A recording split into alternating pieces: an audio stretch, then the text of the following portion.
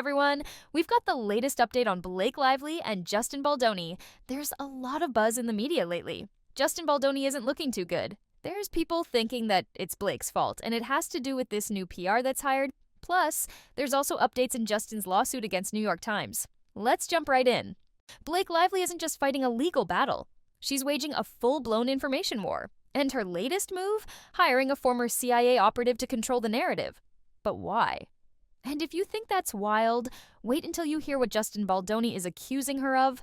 This legal battle isn't just about the courts. It's about reputation, power, and secrets that were never meant to come out. Blake Lively is not holding back when it comes to controlling the narrative around this case. She's now bringing in a CIA operative.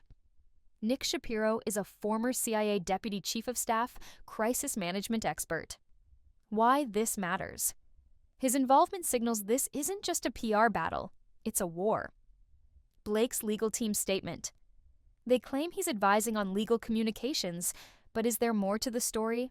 The litigation team for Miss Lively retained Mr. Shapiro to advise on the legal communication strategy for the ongoing harassment and retaliation lawsuit occurring in the Southern District of New York, says a member of the actress's legal team at Wilkie Farr and Gallagher. But Blake isn't the only one making strategic moves. Justin Baldoni is fighting back with a lawsuit that could cost the New York Times hundreds of millions. Now, let's talk about Justin Baldoni's $250 million lawsuit against the New York Times. The accusation, Justin claims New York Times falsely framed him as orchestrating a smear campaign.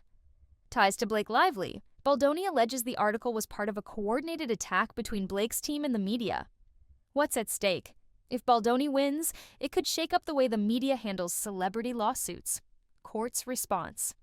So far, New York Times has filed to dismiss the case, arguing it's protected under the First Amendment. It was reported in a statement to E! News. A New York Times spokesperson addressed the update writing, "We appreciate the court's decision today, which recognizes the important First Amendment values at stake here. The court has stopped Mr. Baldoni from burdening the Times with discovery requests in a case that should never have been brought against." And while Justin battles the media, fresh allegations from his own past have surfaced, raising even more questions. New allegations: Justin Baldoni accused of toxic positivity at work? Former employees speak out. Accusations of a cult-like atmosphere at his company, Wayfarer Studios.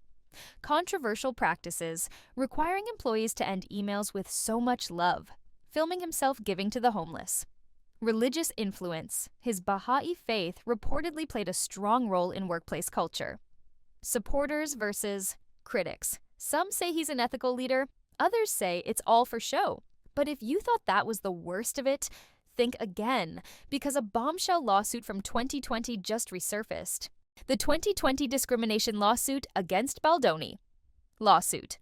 Details. A Black former executive at Wayfarer claims he was sidelined, demoted, and fired after raising racial concerns. Alleged discriminatory comments. Co-founder reportedly said, "We need somebody who looks like you."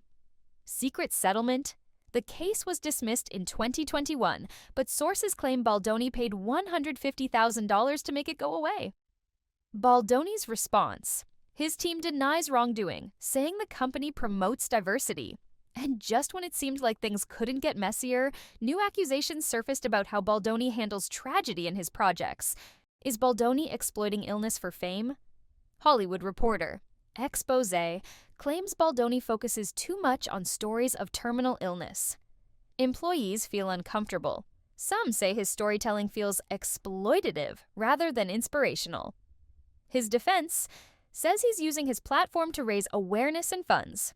But while Baldoni fights off these allegations, Blake Lively is facing accusations of her own, of staging fan interactions to rebuild her image.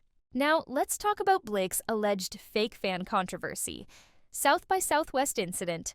Fans claim her PR team staged interactions to make her look good.